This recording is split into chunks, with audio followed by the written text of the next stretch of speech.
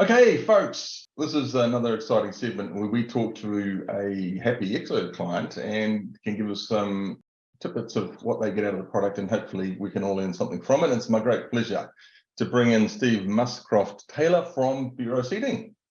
Thanks a lot, Grant. Good to be here. Nice to see you. Now, we know that Buro go back 20 years with Exo, and you've been involved 7 or 8 years, I believe.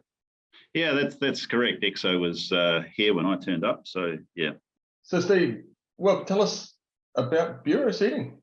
Buro Seating is a wholesaler based in Australia and New Zealand.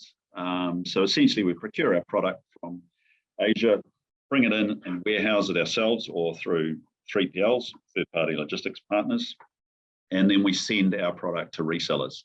So essentially most people sit on an office chair, and they are the products that we essentially supply Australian and New Zealand markets from that point of view. So probably about a $25 million business with about 30 employees split evenly between Australia and New Zealand. We've been here for 27 years, originally started in New Zealand, and just recently, I suppose, the size of our business in Australia has actually surpassed the size of the New Zealand business. So for us, New Zealand is very much a stable market, and for us, the growth and opportunities reside in Australia. So from our perspective, that's where our focus is for the next 5 or 10 years. Well, as it turns out, we know that in those years that you've been on top of this product, you've done an awful lot with it, and you've added quite a few pieces of automation and add-on or connected services to it, and sounds pretty exciting. So I'm sure that those that have the same pain points that you had and you've solved them with these add-ons, it's going to be great to hear from you. So let's kick off. With Exo, I think you said earlier that you worked out what it was, and once you did that, everything like the possibility of automation really took off for you, and being the theme automation, that's what we want to hear about. So tell us where it started and what you've added and how it's really helped the business. Yeah, I suppose the starting point for me was being invited to one of these user groups, and incidentally it was at Villa Maria, which is a winery, so I thought I was going along for a nice boozy lunch, but unfortunately I didn't get that, but I got something better, which was probably a better understanding of Exo, the environment of where it sat, and I suppose how I got the most out of it. And incidentally, that particular Exo forum was the first step, I suppose, in my or our journey being Buro Seating, in terms of automating processes to either streamline them or make them less fallible to human intervention. And I think that's the thing for me as an operations manager. I want to make things simpler, faster, quicker, and provide better external experiences and internal experiences for users and our customers. So yeah, essentially at that first meeting, that's where I came across NetStock, and essentially that was our first integration since then. And probably since that integration, there's been a number of others, probably 5 or 6 that we've identified that actually build on what Exo provides and provides a level of automation or simplification for our business. Excellent. And the thing that you are getting, and we'll talk about them. So NetStock was the first that gave you really good visibility and automation over the replenishment of stock and with seasonals. NetStock, for those that haven't got it, Steve, if you could sum up what that did with Exo compared to where you were, what were the 3 or 4 great things you pull out of that? Yeah, prior to seeing NetStock, we had another product that whenever I used it, it didn't have very good graphical interfaces. I couldn't easily see what our stock position was and things like that. And I think when I was sitting through that, the user group, and it was presented by NetStock, it was very easy to see in 6 or 9 particular graphical windows exactly what your stock position was. I like that because it meant that I, as a manager, no longer needed to go and talk to my direct reports to see the stock position. So it gave me really good visibility from that point of view. And the other bit that I really liked about it is the ability for Netstock to build orders and then return that purchase order back to Exo that can then get sent to our suppliers. The thing with, I suppose, Buro Seating is we purchase from Asia, and we have to build our stock into a certain cubic volume, such as a container. And that was one very good thing about Netstock, is you could specify, I want to build an order up to 65 cubic meters, and it would specify all the products that you should add to do that, which I found very, very, very good as well. Brilliant. And you're still using Netstock to this day, and it's still delivering those results as it has for many years now. Yes, that's correct. So we use it in New Zealand. We've got a different instance in Australia, and there's probably 4 or 5 other parties or companies that I've come across in my time that I've recommended Netstock to, and they've actually adopted that product as well. So really, I would give it a 8 or 9 out of 10 in terms of its functionality and its ability to do and meet the needs. And it's got very good support as well. Installed in probably a month, and the support partners or their online chat generally get back to you in 5 to 10 minutes with solutions to your problems. So it's a very, very good product and well supported as well. Brilliant. Now I'll write down here, case of whiskey from Andy Hiscox, the managing director of Netstock. He has been good to me. That's good. That's great to know. Now Netstock is obviously an anchor for all that great inventory control and stuff, and it integrates obviously with Exo. So the theme is automate, and you seem to be, with the amount of things you've added in over the last 6 or 7 years, that you've got automation at the top of mind, and you make Exo automate right with several things that it connects to. Just tell us some of the better ones. Like, let's see, you've got Power BI, you've now got Smart Freight that's just coming online, and but let's go to the reporting first. You have Alchemex for the finance and Power BI as well. How have you found, or your finance team's found Alchemex? Alchemex is very good, I suppose. We have a reasonably detailed P&L that breaks products down to a brand level. And that was something that we couldn't easily create within the Exo reporting environment. So we're always on the lookout for something else that would actually fit in that space. And one thing that worked really well for Alchemex is, for the finance users use it, it's in their familiar Excel format and spreadsheets and things like that. That works well for them, and they can update it and change it as they need to. So that essentially solves one of our challenging P&L issues. And since then, the finance team are looking slightly decidedly happier about life from that point of view. The other bit that we needed reporting for was the other parts of the business, such as operations and sales. And one of the benefits I found of COVID lockdowns that we had in New Zealand is that I had a month to learn how to use Power BI.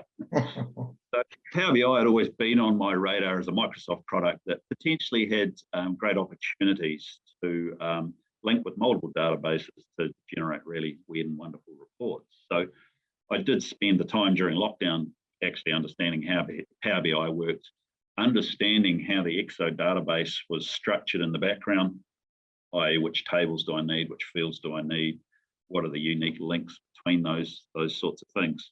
And from there, I started the journey of building reports for the business that now the sales team or the management team go into regularly to draw the data out that they need. So for us, essentially, between those two products, it was a really effective way of fixing our reporting problems that we had.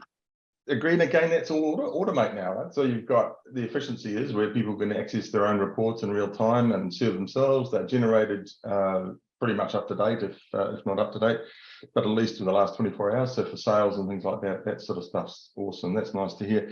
So let's just come above the actual integrated products and just talk about, from a business point of view, speaking of integration. So there's a lesson here for us. You've got about 7 integrations there that all work as sort of separate products, but all as one because of this one database. In your description of why that was worth all the investment, tell our audience why you've got there and how good it is, and how you do it again if you had the same chance. Yeah, I think one of the things when I first commenced in the business before working with Buro Seating, which is sort of a medium-sized entity, I'd worked in large entities that had the likes of Finance One and SAP, which are enterprise-based products, and obviously they're well supported and things are developed, and it makes it easy when you're coming into those sorts of businesses. Whereas when I came to start with Buro Seating, I had an Exo login, and there wasn't a lot of training from within the organisation or power users that could show me how to use it. So I had to develop that understanding of how the product worked, and then also through attending the various user forums, I suppose I developed my understanding that essentially Exo, if you boil it down, is an open SQL database that provides a lot of flexibility in terms of how you structure your tables and fields. And from there, it's about connecting that database to interfaces or products that actually make it really easy for users to use the database, so to speak. So for me, that was probably where the light bulb came on maybe 5 years ago, and understood, right, I can't make Exo do everything I want it to do, but what it really is good at is being a database to hold my data so that I can get it when I need it. And that's always been my position, I suppose, is not try to change Exo, but understanding what it's good at and then building upon that. That's excellent. And obviously you see Exo as, because you've got so much control over the system itself now, the integrations, people are getting what they need from it, albeit even in add-on products. And recently I understand you went to Exo hosted to get rid of your servers as best you could and get that up on the Exo hosted service. And how's that gone for you? Yeah, before we moved to Exo hosted, which would have been in the last 12 months, we were working in a Citrix environment, which essentially is the same thing. It's a virtual desktop from that point of view.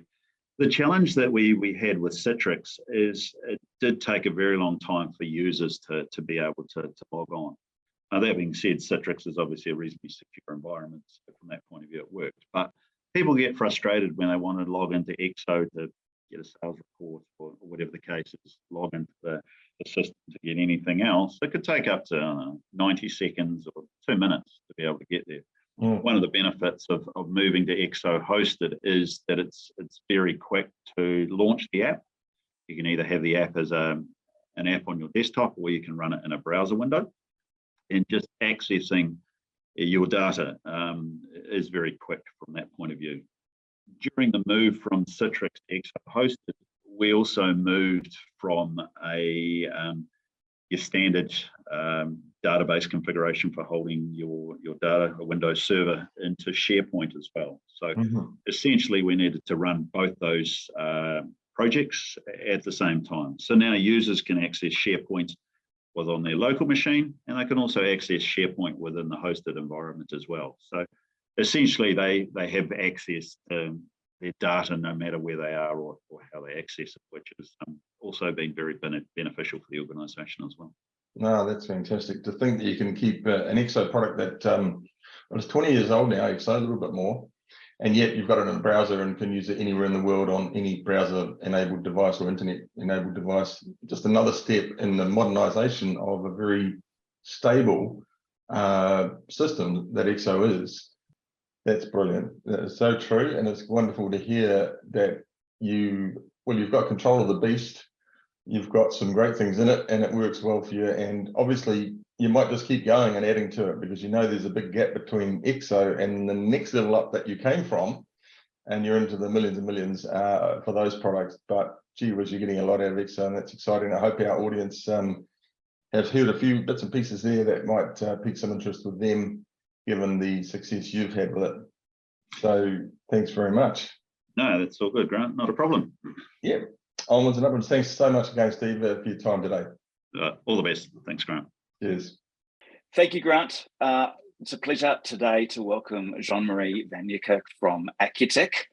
Really good to have you here to tell us a little bit more about your experience with automation and innovation around MYOB Exo at Acu-Tech. Let me firstly just ask you, tell us a little bit about Acu-Tech and about your role there, Jean-Marie. So, hi, thank you.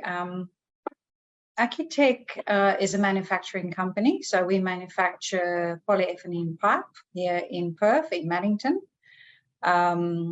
mainly for the mining industry, but also for plumbing and construction and those kinds of industries, agriculture. So mostly for water pipes and gas pipelines. And I started my role as business improvement manager. So I started with the company about just under 2 years ago. And the main role was for me is because of the growth of the company, we've grown tremendously. And we realized we're just not keeping up with the growth and with our systems and our processes.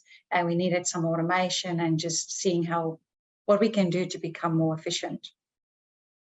Fantastic. And I think this is your first role using MYOB Exo. Yes. And I think Acu-Tech have been using Exo for quite some time. What did the sort of growth been look like? How long have they been using Exo? What was your experience when you came in and first started working with the organisation?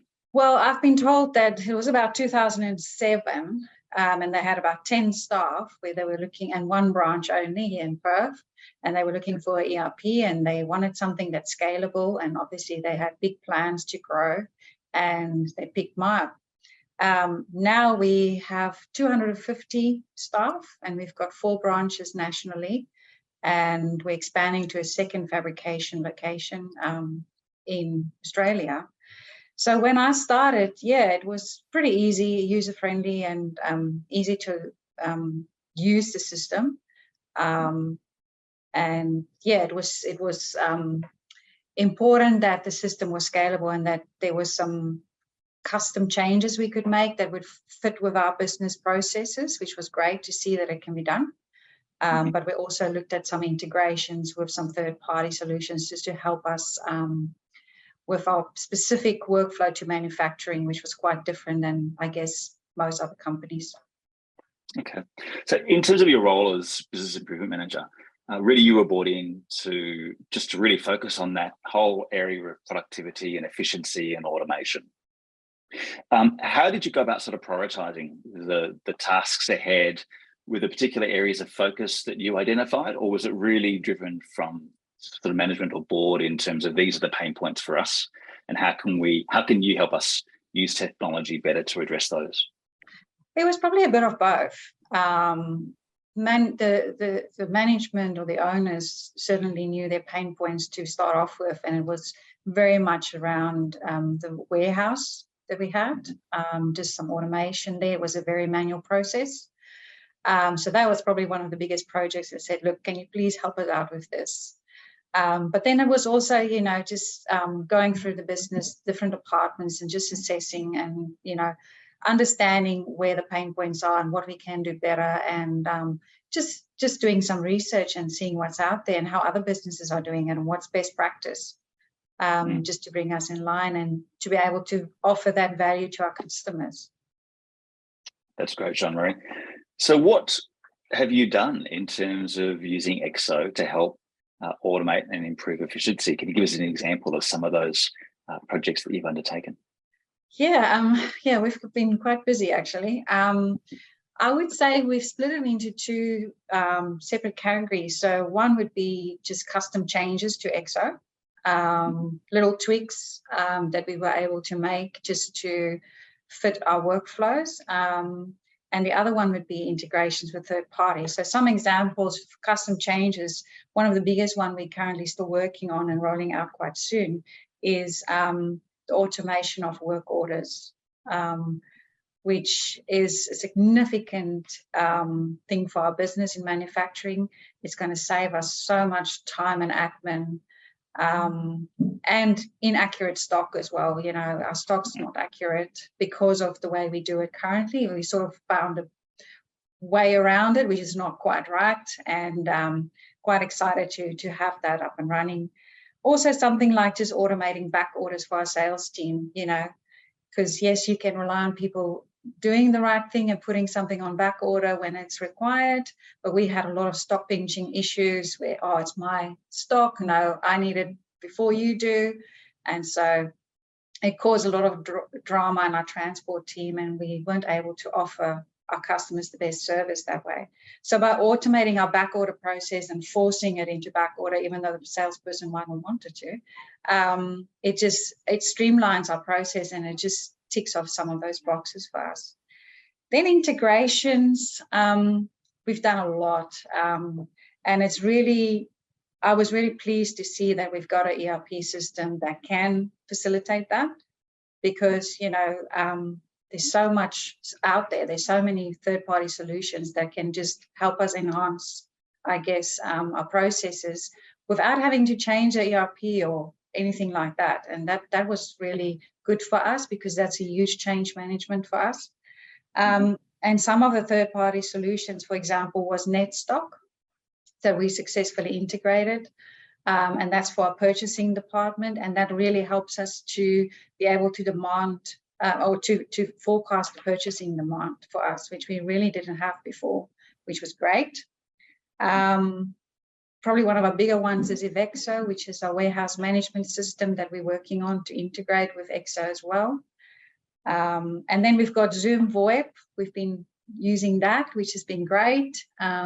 And we are now integrating that with Exo as well for our sales team, so they'll be able to, you know, be prepared when a phone call comes in, so they can see, oh, this is the customer, you know, what's their credit status, that kind of thing. So it's just that extra personal service that we can deliver when we pick up the phone, which is great. And the last one we're probably working on is MCS, which is equipment hire software for our equipment hire team, which is great. So it just, yeah, it's great that it all just ties back to our ERP, and we've got one source of truth. We don't have to work independently on different things for different departments. That's fantastic, Jean-Marie. Certainly sounds as if you're not bored, let's put it that way. No. It's interesting that some of the elements that you talk around there. We often see organisations that have implemented an ERP system some time ago. You do see the organisation change, but sometimes they don't look at how they can adapt and adopt the ERP system to progress with them with that change. You mentioned some of those back order changes, for example. You know, some of that is native functionality within Exo. It's just recognising that your process needs to change and reconfiguring Exo to make sure that it's meeting the process requirements that you have for what the organisation looks like today. Yeah, so that's great to see. One of the things we often also find is that the training becomes a really important element around these process changes. You know, it's change management, but it's how do we enable our staff? How have you found that, you know, that rollout of training, and how do you bring people on board for the journey? Yes, it's a big part of our I guess, challenge of introducing and implementing new systems and processes. We're lucky, we've got a dedicated business improvement team. So, you know, that's quite unique to us, and that enables us to do the training ourselves. So if we need the information from up, we would get that, the process, and then we would do in-house training sessions with everybody. But probably the main key, I would say, that's been working is we have a project champion in that specific department, and we take them on the journey with testing and making sure it's working, and get their input as to what they suggest and what would work for them, for their department or for that instance. And so by the time we implement that change, that champion is already on board and has already tested. So, you know, they sort of help us to with that change management and with any questions or concerns once we've implemented it. So that really helps because we're such a big organization and there's so many different improvement initiatives going on. It's impossible for me to be across everything all the time. So by enabling and power, you know, those champions, it really helps with that change management. That's fantastic, Jean-Marie. One of the challenges we see with a lot of organisations is just how they go about that process of identifying opportunities for automation, opportunities for transformation within their businesses, and how they prioritise those. How have you seen your approach at Acu-Tech? Probably one of the biggest factors for us is to go paperless as much as we can. but within limits. A lot of our processes are very manual, and we've done well considering the size of the company. But in saying that, obviously it delays processes, and it also ensures that we need extra people to, for example, do simple admin tasks that can be automated by a system.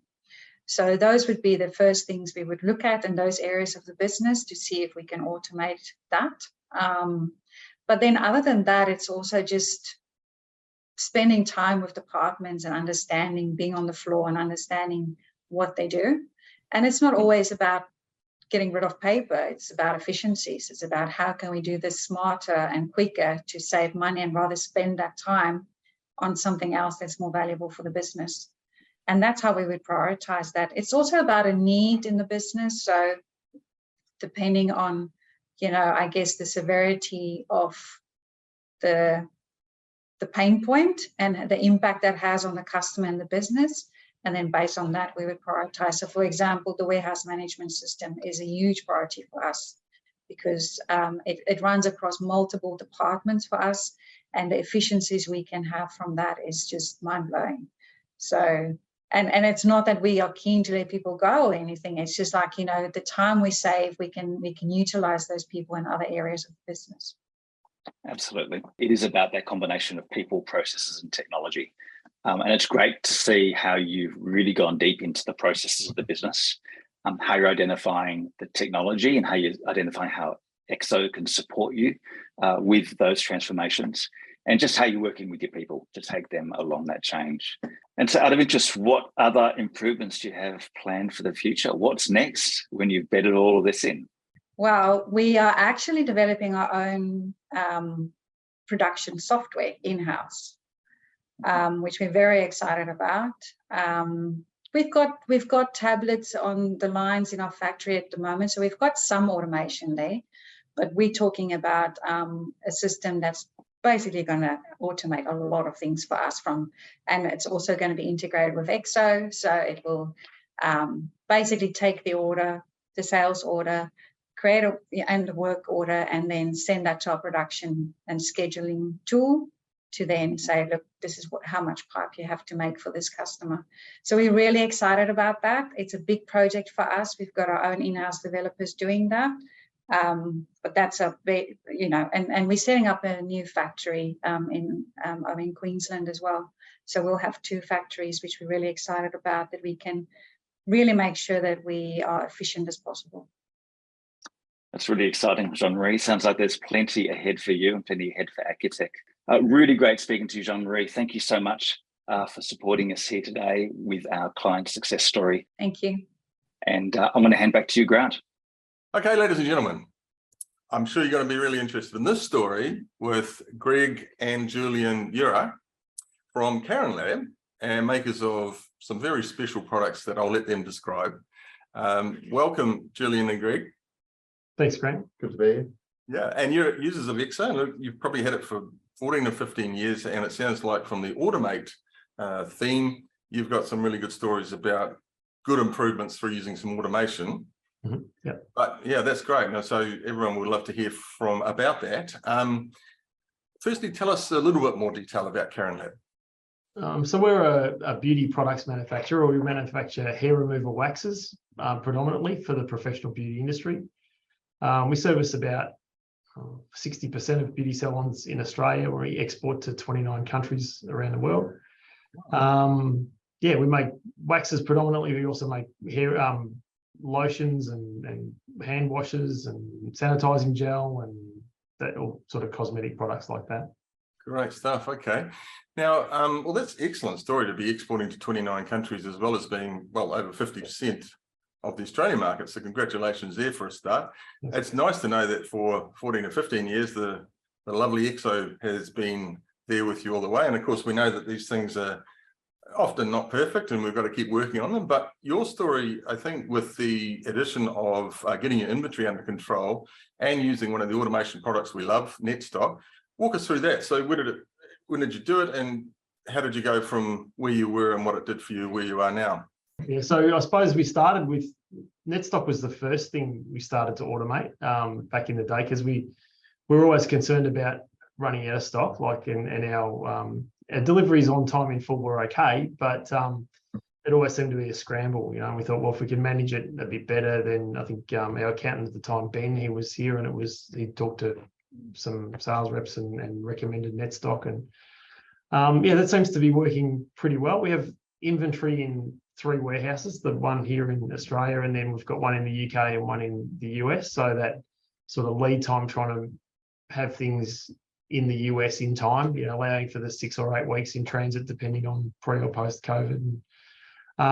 Sort of, it's been a help having NetStock for that, and just generally, I suppose, forecasting overall, isn't it? Yeah, I think so. Yeah. Oh, that's awesome. And, yeah. Yeah, I mean, getting to deliver it and filling on time, of course, as you say, you weren't too bad, but this stuff really makes sure that you get much better accuracy and so on.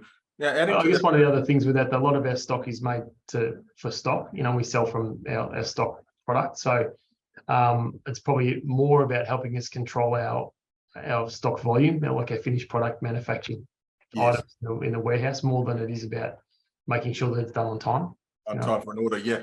Well, so NetStock gives you that kind of forecasting of your likely sales volumes, as you know, you can anticipate what you should be making. Is that right? And it also tells us that, you know, this 20% of stock that we never sell, we've got 50 years of it. Don't make any more of this, and let's work on a promotional or clearance plan to try to get rid of it. Yeah, that's right. Oh, that's excellent.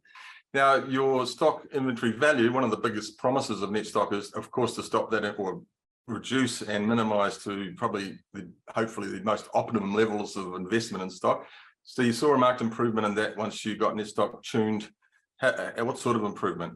We saw a bit of an improvement in that, and I think some of it was related to NetStock. Some of it was related to when we moved through other products with the WMS and that sort of thing, finding things. And but yeah, NetStock looks like at the moment we were probably, I think we talked earlier about being about 1 stock turn, which, you know, wasn't great. And we had a lot of raw material holdings, a lot of finished product holdings. And I suppose the finished product is a bigger deal because we can't turn it into something else. Unless if we've got excessive raw materials, we can sort of make it into one of 20 streams. So it's not such a big deal. But yeah, so NetStock was helpful in doing that and identifying the stock that we don't need anymore, helping us like creating a marketing program to get rid of it. Well, that's great. Yeah. Excellent. I mean, it ticks those boxes, obviously. Now, we've been dying to sort of talk about the other partner in this, which was Exo, the warehouse management system. Yep. So having those two performing and pretty much working together, when did you put Exo in, and tell us about the next leap forward in efficiency and automation that we got out of that once we got it in? So Exo was implemented by December 2022, December 2021 is when we started using it, a little trial run just before Christmas, and then we fully started going in January. And that has just so Exo can only tell you where your stock is in one location. If Exo, you can have 100, and it tells you exactly how much is there, what date the stock was made, and everything. And it just makes life so much easier to find anything. So before, when we had NetStock, it would tell us how much to order, but then we'd never know where the stock was. So people find it. So then we'd go, oh, we've got none of it. And then our stock control guys would go and write it off because it wasn't there. And we'd find it 3 months later on a random shelf in wherever in the warehouse. But yeah, no, between the two of them, they've just made life 100% easier. Like, it's crazy, the difference. Gee, that's wonderful. We better send a bottle of whiskey sent to you from the Exo guys, because you don't get better than 100%. No, absolutely. No, that's fantastic, Julian. And together, it sounds like you've just got, it's a great partnership with Exo underneath it as the foundation block, which has always been there. I mean, as I say, they're great examples of good sort of automation and efficiency gains. And if we could bring the stock values down by that sort of, and find your stock after all. I mean, we love Exo because it's pretty much, it runs on pretty easy devices, and it's the user interface is so easy for anyone to sort of pick up and just go with, right? So it's another good thing about it. You can get up and go with it once it's ready to go. I appreciate it takes some implementation. So that's wonderful. Is there any other area that you either have done or are looking to do next in terms of keeping it in the theme of, again, the same thing, automation, efficiency? Well, I did the website interface as well, which would you call it? WooCommerce integration. Yeah, with WooCommerce with Syncit, yeah? Yeah, correct. Yeah. And that's worked out all right? That seems to be working well. There's a lot of manual transactions we used to have before. Like we'd have to go to the back of the website, download the sales, and manually key them into Exo to update the stock in the right places. So it just takes away all that labor, essentially, straight up, isn't it? Yeah, no, absolutely. And it also allows us, when the dispatch team sends the order, then the contact number is uploaded straight to the WooCommerce website again, so that customers just click a button and they can track it like as soon as it's done, which is great.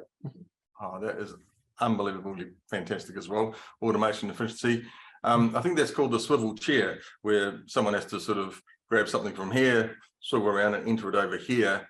And when you have to do that every day, and then suddenly you have an e-commerce answer like that WooCommerce integration with Syncit, basically it goes 7 days a week, 24/7 sort of style, and does it automatically. So that's a big leap up. If people are still doing that, then they really need to think about doing that stuff. But you've done it, that's great. So those are 3 really good components. I think with that Syncit thing too, like sometimes our web sales on smaller sites would be like, small. So the temptation is, well, I'll key all the orders and I'll do them all at the end of the week. But then NetStock sees data coming in and goes, oh, well, every Sunday you sell heaps of this, but every other day you don't need it so much. So let's forecast off that. And then that's not representative of what's happening. So having Syncit put it in live actually makes everything else work a little bit better, because it all gets live data as it's all happening, kind of thing. Yeah. Oh, that's terrific. Honestly, that's really nice. Well, I reckon our users, if they weren't already convinced about automation for those sorts of products and do similar things, warehouse, distribution, manufacturing in your case, then obviously anyone that wants to take those efficiencies, you're a great example of just biting them off, getting them done, getting it finished and working to the point where it delivers these sorts of results. So that's fantastic. And I'm sure the user group audience will have really enjoyed hearing that, and hopefully some of them will go, you know what, it's ready for me, I need to go and do the same thing. So that's what it's all about at user group. So anything that you think will come up next, or anything on your shopping list for the future with Exo to add? No, Jules, don't think so. I think as problems come up, we tend to go, what do we need to do next to solve this issue? So usually we have a conversation with Kilimanjaro a bit, who's our rep, and I suppose one of the things to consider when you do this, so we don't expect the workload that, we expect that we're going to buy a plugin and plug it in and tomorrow everything's hunky-dory. And there was a bit of work, like there was a bit of implementation. And I think, we've been with Kilimanjaro since they started. I think in this space, they were the original sellers to us, a couple of hands ago or whatever, but we've never changed suppliers of it. But we know that the guys can help us out if we need help, but there's a bit of work, and I think if you've got a good partner who's there to support you through all the challenges, then it all works out in the end. But there'll be hurdles to get over and implementation and things and our data's old, like our data's from 2015 originally, so then there's stuff in there, like, and people go, if it was a new system, we would have done this, but you've got this historic P&L balance sheet stuff that's happened, ways you use the system that was different, and everyone's got it. So I guess the whole thing is don't buy it tomorrow and expect that the day after it's going to do. You need people in like Jules, people in the place who can drive it for you, and good consultants who you can rely on to help you out when you need it. So that's our bit. Oh, that's terrific. Yeah, thanks very much. It is true. Look, none of these things, especially integrations, they're not actually cheap exercises, but what you'd hope is that when you do get it going, then it pays you back, hour by hour, week by week, and then year by year. And I think that's what you're saying. And of course, you have to design them right in the first place as well, to make sure that it's sustainable, scalable, and all that stuff. So yeah, nothing's ever easy with computers. We know that. They can be pretty frustrating at times, but it sounds like you've got your lot there under control, working well for you. And I really thank you so much for talking to the user groups and having other people here, that you can make it, you can get there. You just need a few things in place and be prepared to invest the time and the money, because it's these are not cheap exercises. Well, at the moment though, with interest rates going bananas, then reducing stock value and therefore company debt is not a bad investment. If when it was, you could borrow for 3%, that's one thing. Now at 6%, it's a different game. Yeah, so true. And if you could get down to 2 stock turns a year instead of 1, it's a massive difference, worth millions, right? Absolutely. Absolutely. Yeah. Hey, lovely. Thanks, guys. We appreciate it. And all the best going forward, and hopefully keep adding to the success story that you've got. And thanks again. All right. Awesome. Thanks. Thanks for the opportunity. Cheers.